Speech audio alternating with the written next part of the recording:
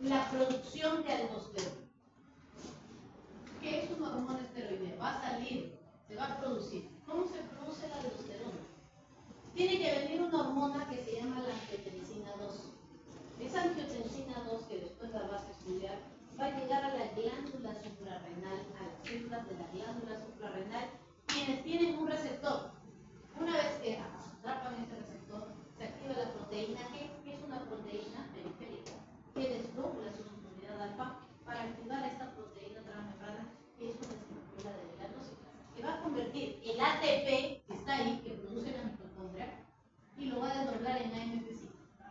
Activa una fosfoquinasa que genera la liberación de colesterol que está ahí guardadito en esa célula, en su inclusión de lípido, y la va a ingresar a la mitocondria y junto con el retículo endoplasmático a través de ciertas conversiones y de la enzima P450 propia de la mitocondria, generan la formación de esta hormona, por ejemplo, la aldosterona, quien va a salir por difusión porque es una hormona esteroidea y sale.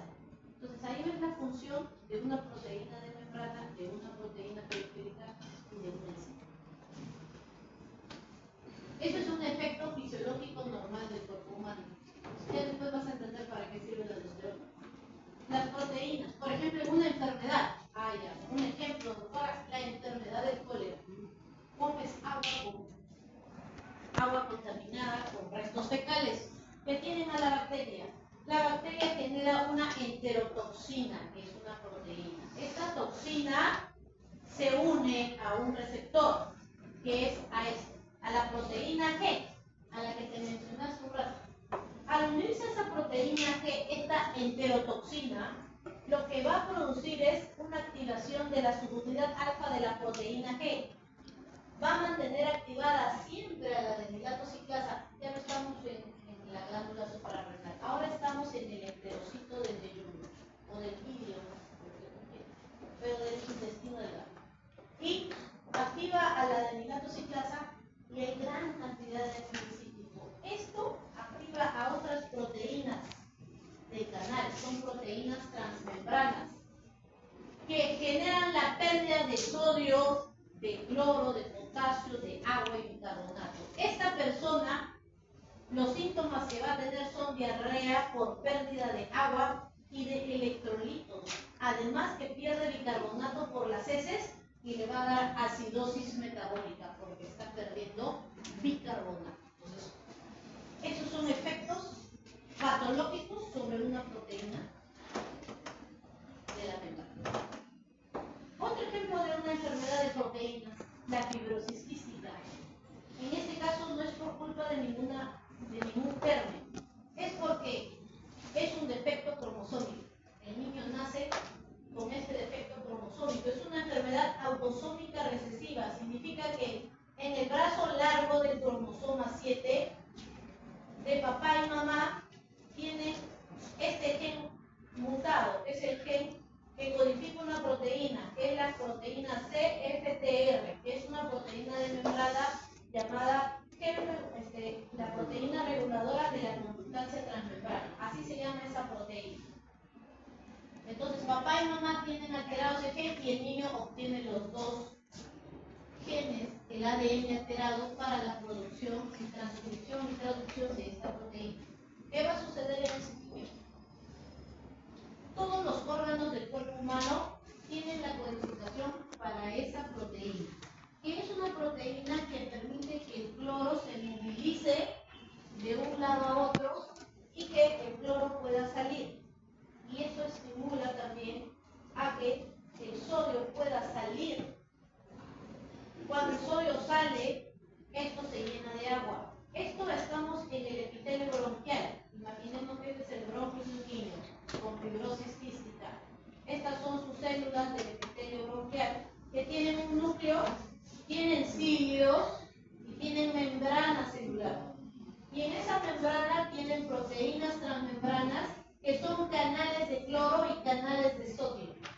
Pero como está mutada esta proteína de conductancia transmembrana, el cloro no puede salir, no sale sodio, entonces el sodio en vez de salir se ingresa, se queda, va ingresando dentro de la célula y se reabsorbe agua. Ese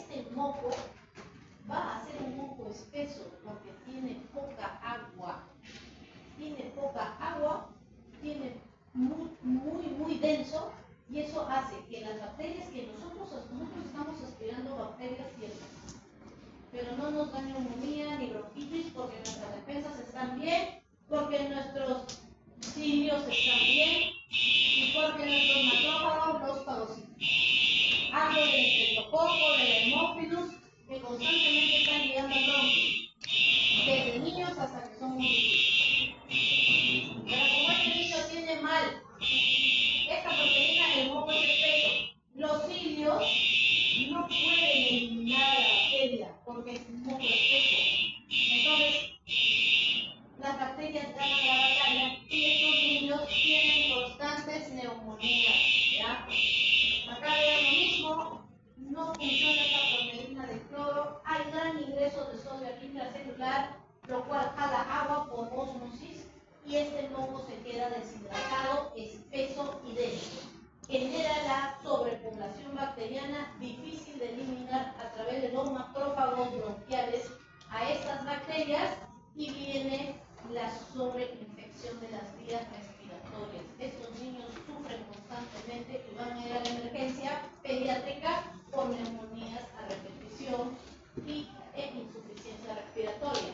En los conductos de las glándulas sudoríparas, porque las glándulas sudoríparas excretan sodio y agua con cloro de tu cloruro de sodio, perdón, por tu glándula sudorípara. Estos niños con fibrosis quística también tienen alteración del cloro. En este caso, para las glándulas sudoríparas, lo que sucede es que este cloro no va a, esto es el ducto ya, o sea, este es el, por donde sale pues el sudor, ¿no?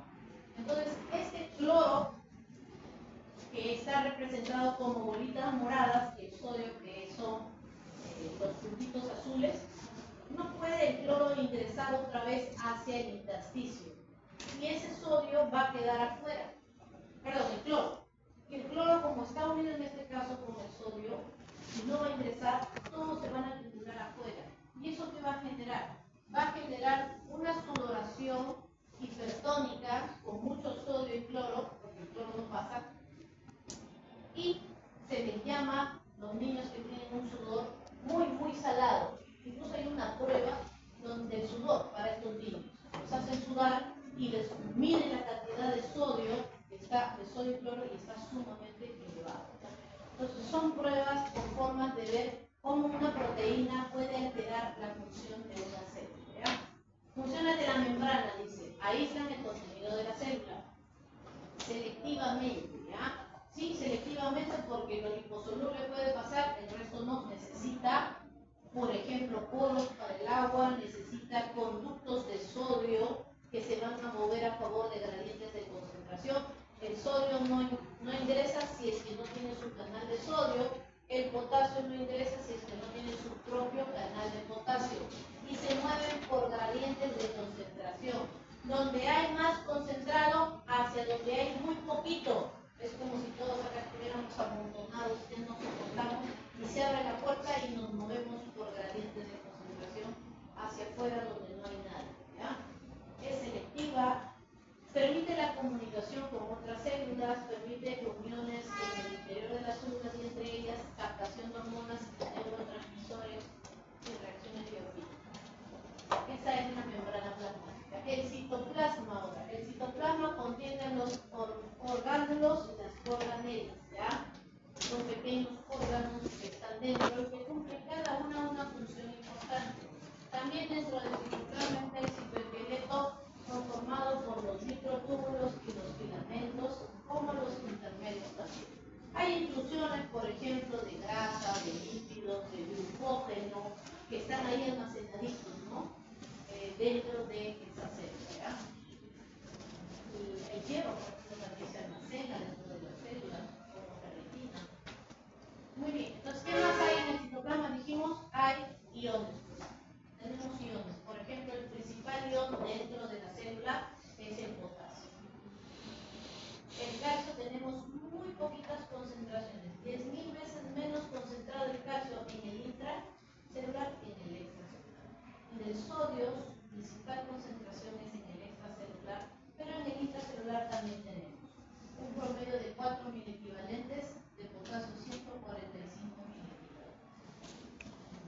moléculas orgánicas como metabolitos intermedios, lípidos, proteínas. Esta diapositiva tendría que estar antes del citoplasma porque acá también les quería hablar sobre la importancia de la membrana plasmática. Miren, acá la membrana plasmática tiene sus procesos. Esta es la membrana plasmática de un glóbulo rojo. Otra importancia, hace rato hemos visto del intestino en la cólera, hace un momento hemos visto del pulmón y las glándulas sudoríparas con respecto al cloro, y acá vemos unas proteínas que se llaman las proteínas dímero de banda 3, banda 4.2 y anquirina. Son proteínas de membrana, unas transmembranas y otras periféricas, pero que a su vez se encuentran unidos a este citoesqueleto que le llaman el peptídeo. Entonces, si yo tuviera un defecto en la producción de esta banda 3, habría un mal anclaje con este citoesqueleto. Y esto existe y se llama la enfermedad esferocitosis hereditaria. Es una enfermedad por mutación cromosómica que no genera una buena proteína banda 3. ¿Y qué le genera al niño con esta mutación de esta proteína de membrana? Que el glóbulo rojo no tenga una forma bicóncava, sino una forma globular, como una pelota de fútbol. Tridimensionalmente el glóbulo rojo debe ser así, para que le permita flexionarse y doblarse cuando llegue desde la aorta hasta el capilar microfónico. Pero si tiene una forma esférica como una pelota de fútbol, no puede ingresar el capilar, ¿correcto? Entonces es destruido por los macrófagos y da la enfermedad que se llama esferocitosis. Otra importancia de la proteína. Otra cosa, por ejemplo, las glucoproteínas de membrana. Acá está una proteína globular y sus oligosacáridos nos dan los grupos sanguíneos de los glóbulos rojos. Por ejemplo, doctora, yo soy A positivo. Significa que tienes una proteína transmembrana con ciertos glúcidos en tu membrana. Yo, doctora, soy B positivo. Entonces, tienes una proteína transmembrana con otros glúcidos que te hacen ser B positivo. Yo soy AB. Entonces, tienes la proteína con los monosacáridos del A y del B. La lactosamina, y le ponen varios monosacáridos. Entonces, eso también te da, por ejemplo, la marcación de los grupos sanguíneos de los glóbulos rojos. Glucoproteínas.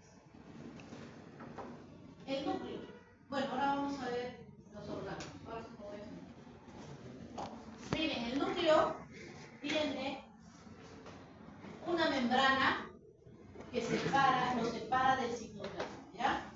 El núcleo, dentro del núcleo tenemos cosas importantes, como por ejemplo los ribosomas que se están formando en el nucleolo, y también tenemos el ADN, nuestro material genético. Este ADN puede estar, ya les dije, o bien compactado como en un cromosoma, cuando vamos a hacer la mitosis, ¿no? Porque los cromosomas tienen que ponerse en el uso acromático para dividir dos células hijas. O puede estar el ADN disperso para que se desdoble y se copie como ARN mensajero, porque en ese instante yo necesito producir una proteína, ¿correcto? Entonces, tenemos eso dentro del núcleo. Esto es una microfotografía electrónica real de una célula, donde estamos viendo, ¿no?, el núcleo, y vean cómo es que tiene una membrana que tiene poros, tiene agujeros que lo comunican con el citoplasma. ¿Por qué? Porque hay sustancias que tienen que entrar y hay cosas que tienen que salir. Por ejemplo, recuerda que el los ribosomas se forman aquí y salen al citoplasma para ensamblarse aquí. ¿Qué puede entrar? Por ejemplo, les dije que la aldosterona era una hormona liposoluble. Cuando la aldosterona llega a la célula del riñón, que es del túbulo contorneado distal, llega la aldosterona, como es liposoluble, se ingresa, nada más entra, y ella tiene un receptor en el citoplasma proteico que lo va a llevar hasta el núcleo de la célula y le va a decir al ADN, a través de factores de transcripción, que produzca proteínas de membrana de sodio.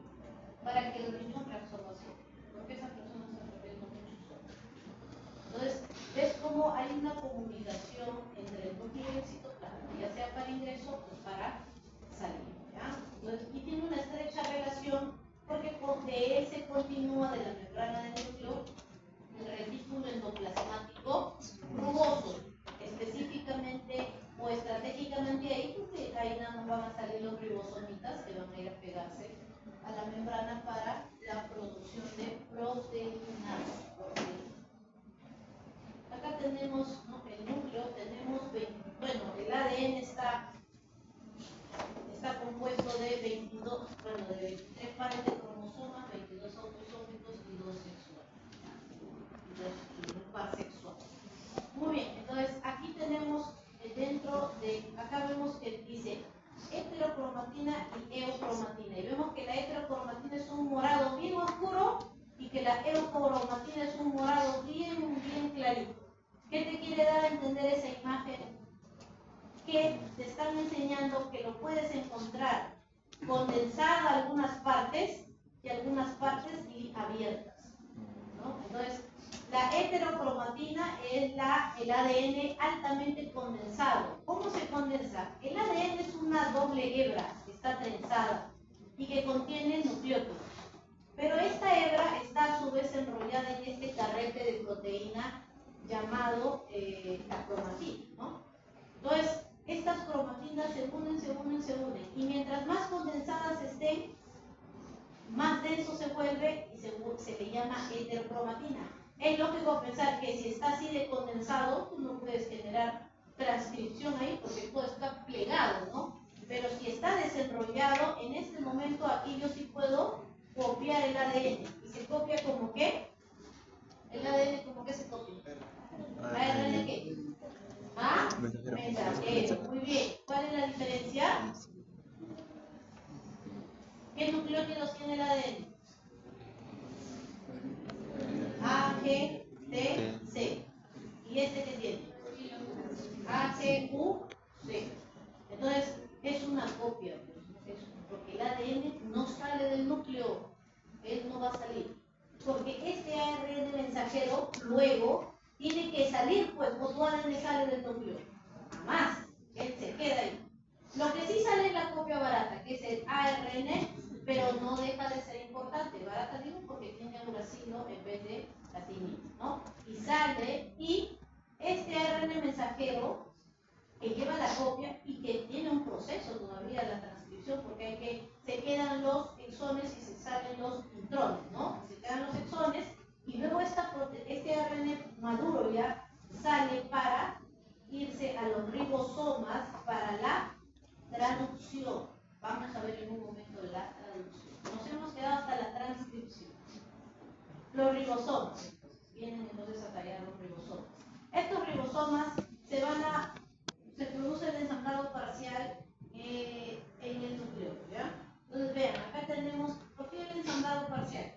Los ribosomas están formados por proteínas y además por ARN ribosómico. Entonces, estas proteínas que va a producir el ADN forman a la proteína ribosoma y se unen con otro ARN que es el ARN ribosómico. Una vez que ya se formaron el nucleolo, salen las dos subunidades, la subunidad grande y la subunidad pequeña, la 40 y la 60. Y salen a ensamblarse el citoplasma en el retículo endoplasmático rugoso. Estos ribosomas, una vez que salen, se van a encargar del proceso de transducción, de traducción. Porque ¿qué cosas van a traducir? ¿Qué creen que traduce el ribosoma? El ARN mensajero, que lo va a convertir ¿en qué? En aminoácido, porque aquí se ocurre la transducción. Él tiene su ARN transferencia que se va a unir a los tripletes y cada 3 tripletes se va a formar un aminoácido. Entonces mira, como el AGUC se va a convertir en aminoácido. Hay una tabla de conversión, por ejemplo, adenina con adenina, 3 tripletes de adenina, ¿qué forma? No lo sé, por ejemplo, metionina. Un triplete de adenina, uracilo y citosina forma, por decir, fenilalanina.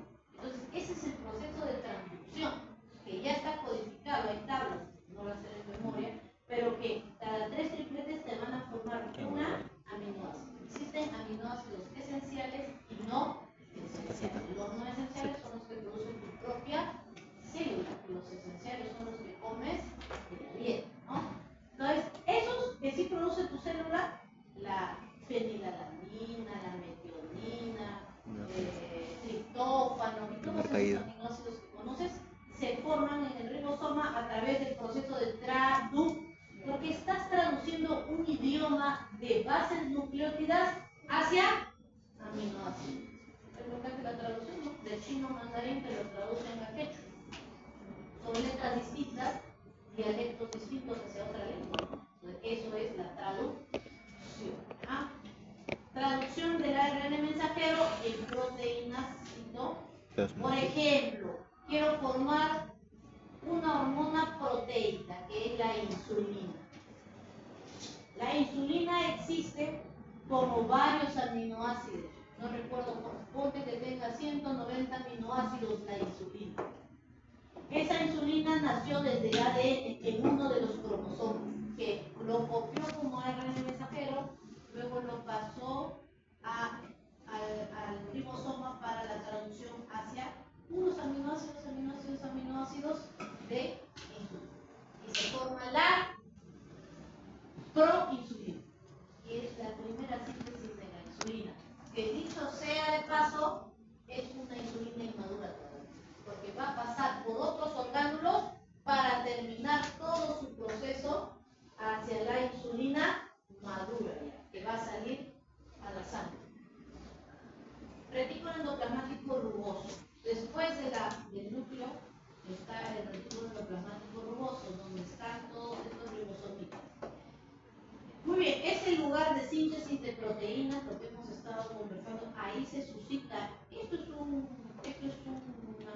membrana donde se va a ir a formar estas proteínas. A veces se almacenan ahí las proteínas. Se inicia el proceso de glucosilación, o sea, se le pone azúcares a las proteínas, si es que la necesitan. Porque hay proteínas que no se glucosilan, hay otras que sí se glucosilan. Entonces, está presente entonces en el proceso de traducción, acá me equivoco, traducción del ARN mensajero en proteínas asociadas a la membrana, ¿ya?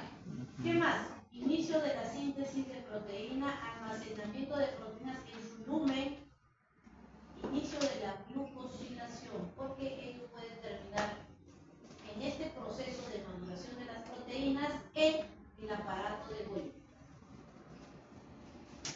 Acá estamos viendo un núcleo de la célula en una microfotografía electrónica, ¿no? No nos dice de qué célula es, o sí nos dice, no nos dice de qué célula será. Pero vemos acá, miren, los poros de la membrana, los poros, vemos la probatina, seguramente esta es la probatina densa, y vemos por aquí el retículo endoplasmático rugoso lleno de ribosomas. Todas las flechitas que ven acá son los ribosomitas que están. Muy bien. Entonces, para eso sirve este retículo endoplasmático rugoso, para la formación e inicio de proteínas, almacenamiento de proteínas y glucosilación de proteínas si fuera necesario. Después le continúa, y otra cosa, después de esto le continúa el retículo endoplasmático liso. Es fácil ver que su morfología se distingue de la otra porque no tiene, uno, no tiene ribosomas, y dos, mientras que el retículo endoplasmático rugoso son sacos, él tiene forma de tubos alargados. ¿Ya? Entonces tienen formas distintas y tienen funciones distintas también, vamos a ver. El retículo endoplasmático liso sirve para el metabolismo del azúcar y de la grasa. Entre tanto que forma las proteínas, él forma o contiene enzimas para el metabolismo del azúcar, del glucógeno y de los lípidos, ¿ya? Detoxifica también, son abundantes en el hígado, ¿ya? Sirve como reservorio para el calcio. Ya vamos a ver que también está implicado en el almacenaje de calcio para el movimiento muscular. Sí, ahí tenemos una microfotografía electrónica de un retículo endoplasmático liso. Vean, ¿no? Abundante. Esto es la imagen, por ejemplo, de una célula intersticial. Retículo endoplasmático liso es una célula intersticial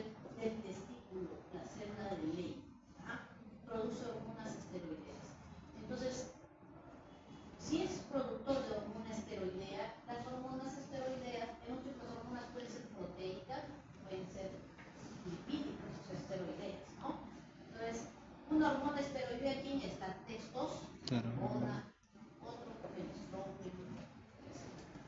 Entonces, esto es la célula de Leydig-Delbaro y vean, dijimos que están implicados en el metabolismo del glucógeno y lípidos. Acá vemos estas inclusiones oscuras que según la imagen de la histología son acúmulos de glucógeno. Participan en la síntesis de lípidos, fosfolípidos, esos fosfolípidos que hemos visto antipáticos, glucolípidos, colesterol, transportados en vesículas a otras partes de la célula. Detoxificación celular, de metabolismo interno y externo, medicamentos, insecticidas, conservantes alimenticios, plegamiento de proteínas. Continúa, no forma a las proteínas, pero ayuda en el proceso posterior de plegamiento tridimensional de las proteínas, porque las proteínas tienen distintas formas. Las proteínas pueden tener formas tubulares, pueden tener formas en B, distintas formas que tienen las proteínas. Y detección de aquellas que sean defectuosas, entonces las detecta para eliminarlas, pues, porque imagínate que salga una proteína de poro de agua defectuosa y el agua no pasa. La célula puede resecarse. O que produzcas una mala proteína de sodio, y el sodio no ingresa a la célula, nunca se va a desconectar. Entonces, las proteínas o una insulina defectuosa, las elimina. Otra función del retículo endoplasmático liso es la contracción del músculo. Significa que este órgano es importante en el corazón, en el bíceps, en el tríceps, en el músculo palpebral, en el músculo auricular y todos los músculos que tenemos. En todos. También es importante en los miocitos cardíacos. ¿Por qué? Porque estas redes travesulares que ves, tubulares, son el retículo sarcoplasmático. Se llama así como en las mitocondrias. Por ejemplo, en las mitocondrias al citoplasma se le llama mitosoma. Aquí, como está compuesto de sarcómeras, el retículo se llama retículo sarcoplasmático. Vean que es más denso en el músculo esquelético, nos muestra esta imagen tridimensional del roce histología. Y acá nos muestra una imagen del músculo cardíaco. Vean, el núcleo es dentro de la sarcómera y acá está periférico, debajo de la membrana. Entonces la membrana, mira la membrana sarcoplasmática de esta célula. Por eso es distinto, es una célula distinta. Tienes un mitocondria, mira, las del corazón son más grandotas, ¿no? Son gigantes, ocupan bastante volumen de corazón, de células del corazón. Y acá adentro está el calcio. Dentro de este retículo sarcoplasmático liso está el calcio, que va a salir al citoplasma para la contracción, ¿no? Recuerden que hay unión de actina y miosina gracias a que el calcio se une a la tropomiosina y libera los lugares de unión. O bueno, ya lo vamos a ver eso. Los peroxisomas. Los peroxisomas son evacuaciones del retículo endoplasmático liso. De ahí se derivan. Tienen una capa de fosfolípidos y dentro de ellos van a ocurrir reacciones, ¿ya? Están involucrados en la producción y degradación de esta sustancia que es el peróxido de hidrógeno. Miren, acá tenemos el sustrato. Se van a eliminar los aminoácidos, ácidos grasos, por ejemplo, y en eso se produce el peróxido de hidrógeno. Este peróxido de hidrógeno es altamente dañino para la célula. Por eso sabiamente se produce dentro de un orgánulo, para que no esté libre ahí en el citoplasma. Está encerrado, encapsulado, sabiamente. Y luego la misma peroxisoma tiene su catalasa, que este producto tóxico lo vuelve en 2 moléculas de agua y oxígeno. Y esto no es dañino para la célula. Está también involucrado en la detoxificación, por ejemplo, del metanol, el etanol. Eso te tomas todos los fines de semana. Entonces, tu peroxisoma del hígado está altamente especializado. Aparato de Golgi. Muy bien. Otro aparato. Este de aquí deriva del retículo endoplasmático. No, perdón. El aparato de Golgi es otro aparato solo que tiene ciertas características estructurales. Puede estar formado entre sí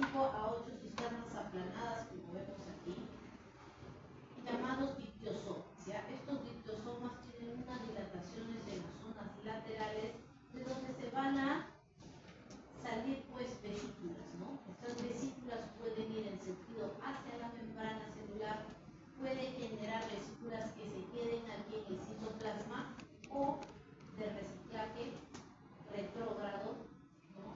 Y eso de ahí está formado también por membranitas, ¿ya? Según el rol de histología, las membranitas retrógradas tienen proteínas COP1 y las que van hacia adelante tienen proteínas COP2. Totalmente memorizado. Sigamos con las estructuras del aparato de Golgi. Tiene dos caras, una cara cis que da hacia el núcleo de la célula y una cara trans que da hacia la membrana celular.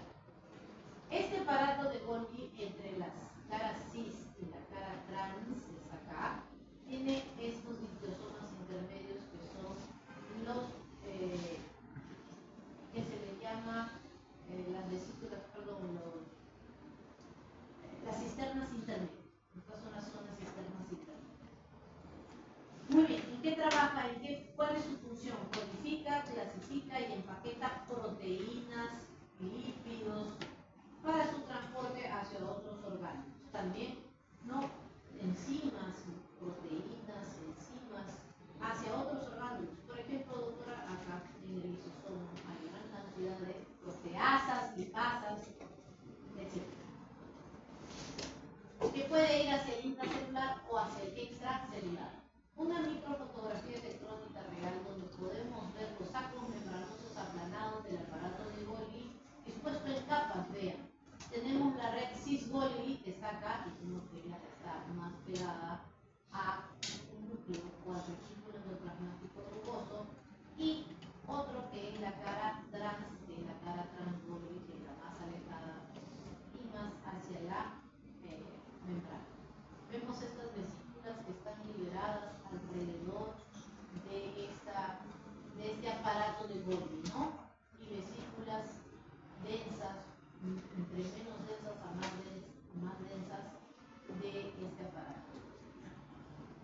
Muy bien. El aparato de Golgi tiene funciones. ¿Cuáles son sus funciones? Continúa la glucosilación de proteínas, es decir, le agrega glucosa a las proteínas. Forma glucolípidos y esfingomielina, esos glucolípidos que hablábamos, que también son parte de la membrana. Forma los lisosomas, así como el retículo liso formaba los peroxisomas, el Golgi forma los lisosomas. Tiene vesículas citoplasmáticas, puede formar vesículas citoplasmáticas de almacenamiento. Mira acá hay dos, ahí están almacenadas. Cuando lo necesito, lo uso, ya sea de manera intracelular o extracelular, lo libero. Por ejemplo, las vesículas cargadas de acetilcolina en la neurona. Nosotros tenemos neuronas y esas neuronas tienen almacenaje de acetilcolina. Ahí están almacenadas. Una vez que viene el impulso nervioso, esas vesículas son excretadas para el movimiento muscular. Mientras tú tengas inmóvil, por ejemplo, ahorita tú tienes inmóvil tus piernas, porque estás sentado, está en reposo. Significa que las neuronas que inervan a tus músculos de las piernas tienen almacenados acetilcolina. Pero en el momento que tú te estires, inmediatamente el impulso nervioso libera esas vesículas que están ahí almacenadas, que se almacenan gracias a vesículas citoplasmáticas, ¿ya? Vesículas externas, o sea que necesitan ser más bien excretadas hacia el extracelular. Neurotransmisores, glutamato, por ejemplo, hormonas, por ejemplo, la insulina. La insulina se forma en el retículo endoplasmático rugoso, continúa su formación en el Golgi y luego es excretada hacia la sangre. Y mire, tienen distintos destinos, ¿ah? Pueden ir hacia la membrana apical, hacia las membranas laterales, basal. Pueden formar endosomas también de almacenaje. Lisosomas provienen del aparato de Golgi y a diferencia de los peroxisomas que tienen oxidasas como el peróxido de hidrógeno, estas tienen hidrolasas. Las hidrolasas son enzimas catalasas, rompen, destruyen, digieren, eliminan. ¿Como quién? Como fosfatasas, o sea,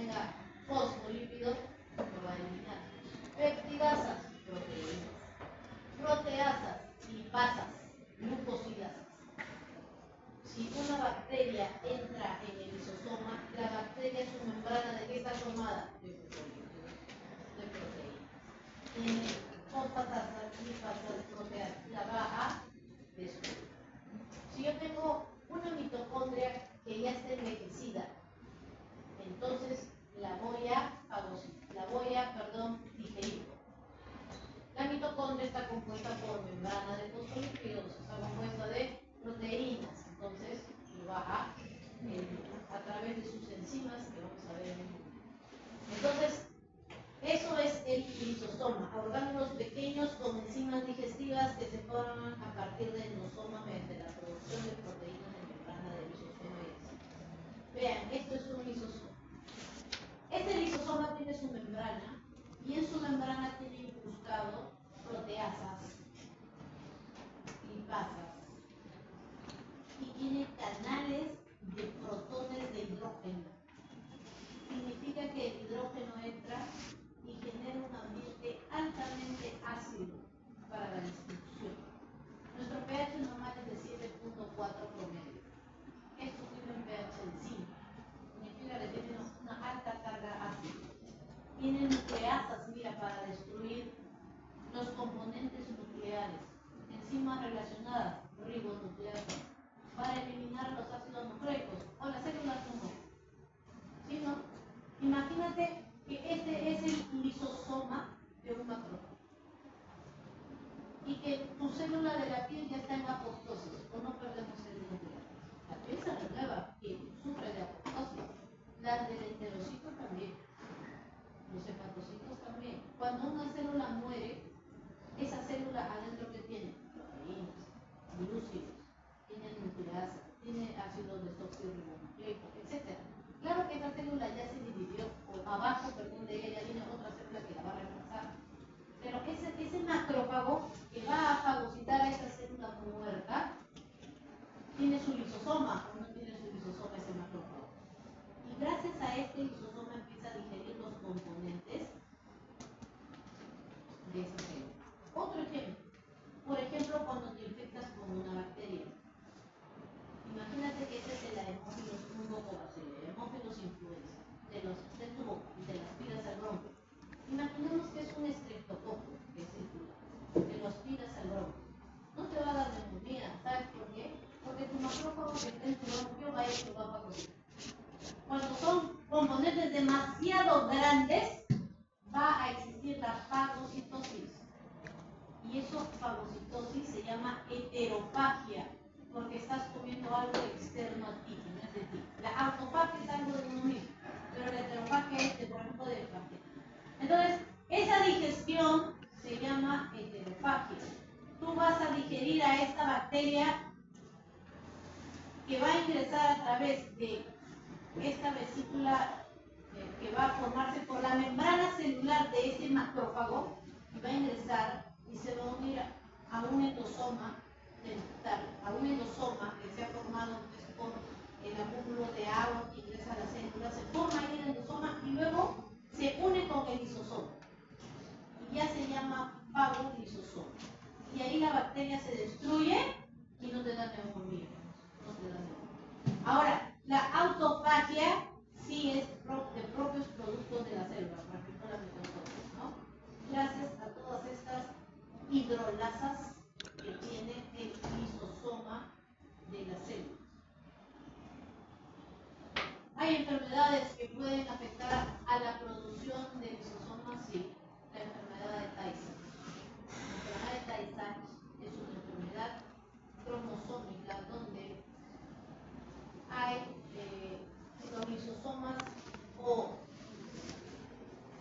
las proteínas de esos lisosomas que forman proteasas que son defectuosas.